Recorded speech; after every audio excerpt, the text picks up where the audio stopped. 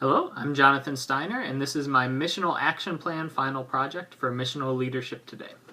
The ministry context that I'm going to be talking about is a shared youth ministry program that serves 3 different congregations. They are located near Allentown, Pennsylvania. They are, the largest church is Lutheran Church of the Holy Spirit. There's Grace Makunji Lutheran Church and St. John's in Emmaus, Pennsylvania. And I'd like to give a little bit of context to start and a little bit of background information about the churches. So first is Lutheran Church of the Holy Spirit. It is a large congregation with about 10 different people on staff. They have 1 full-time senior pastor and a part-time associate pastor, and a second part-time associate pastor that recently retired, and they are looking to call another pastor to fill that position. The other 2 churches, Grace and St. John's, are smaller single-pastor parishes. One of them is currently looking for a call and has an interim pastor, and the other has a full-time senior pastor with a secretary. So there's also a little bit of history between the relationships of the church.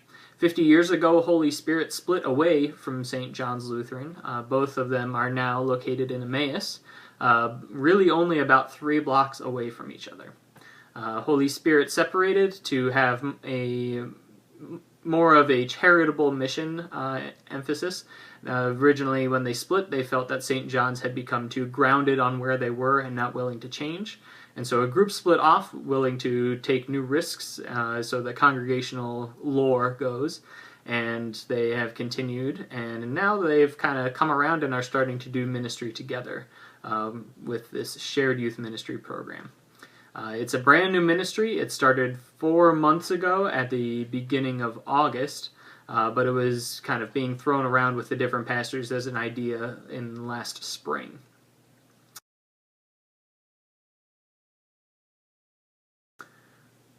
So where I'm going to talk about now is the history of the program and what's been going on with it.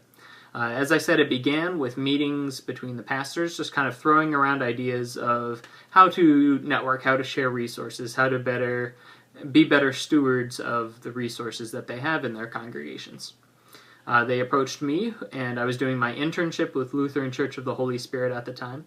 Knowing that I had experience working with youth and would like to continue working with youth, they approached me to see if I would like to take on this position and this new form of ministry. So I agreed that it would be a fun challenge, and so we decided to move forward with it. In the end of the spring, I signed a contract stating that I would begin with them, with all 3 churches at the beginning of August. And kind of through the spring, we worked out the details, where I would be on Sunday mornings, what my responsibilities would be, and we decided that I would take on teaching Sunday school every week that I was at a church.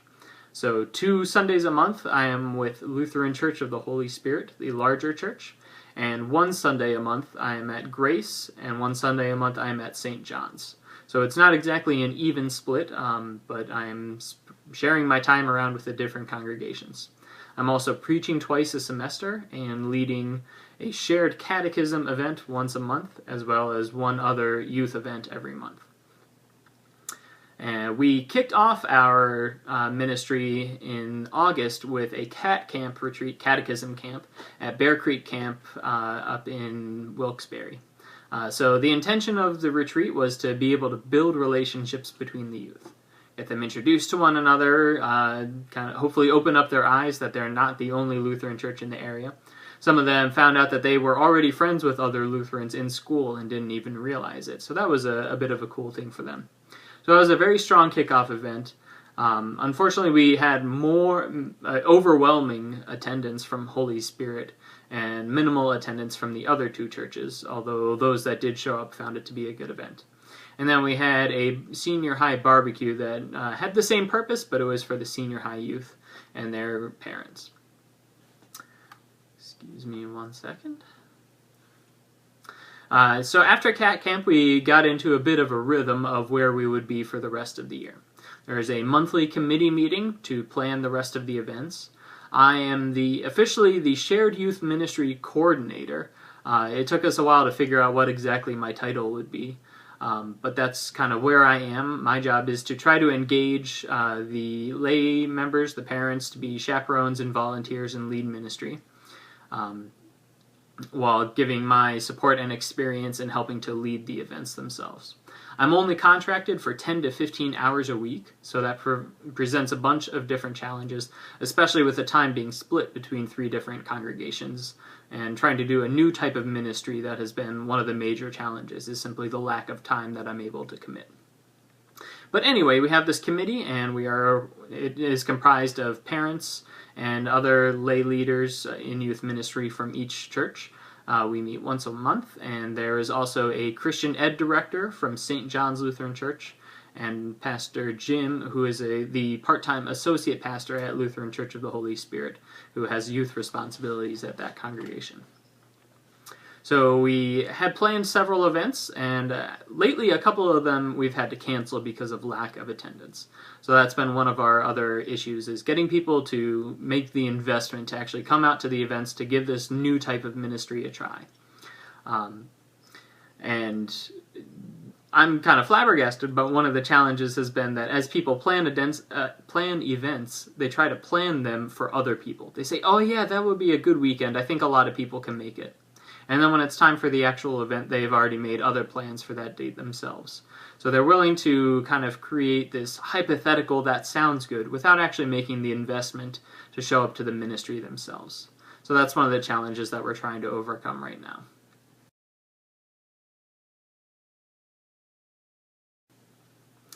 We have some hopes for the future of the program and trying to figure out where it's going to be going down the road.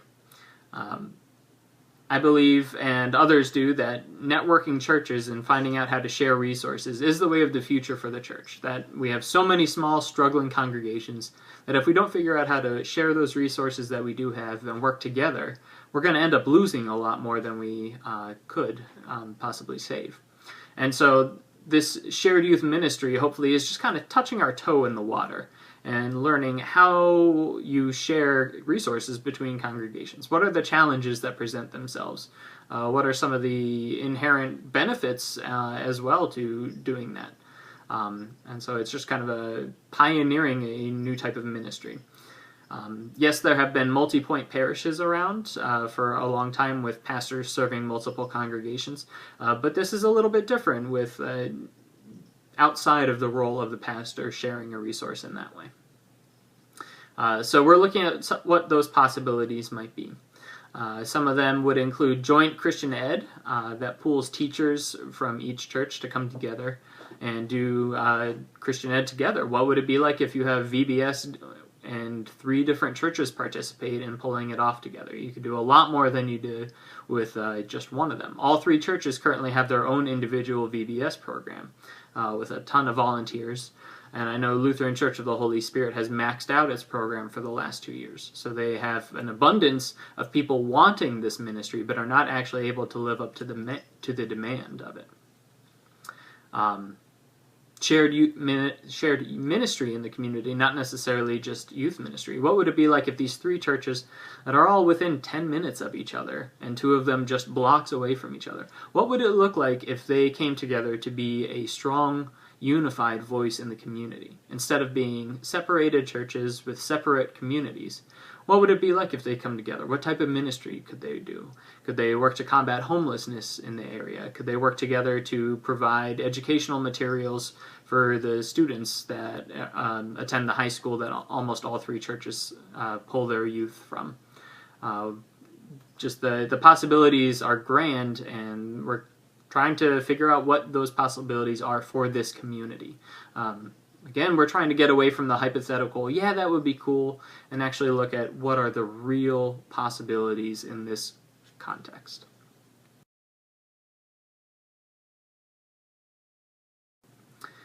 And then finally, I'd like to talk about what are the implications of shared ministry for the larger church. For the ELCA, I think this is a really cool opportunity to test out what it's like to share resources that are not just a multi-point parish for one pastor. So the feasibility, is it possible to work together to share these resources? So far, it's pointed to, yes, it's possible, but there are challenges that you're going to come across.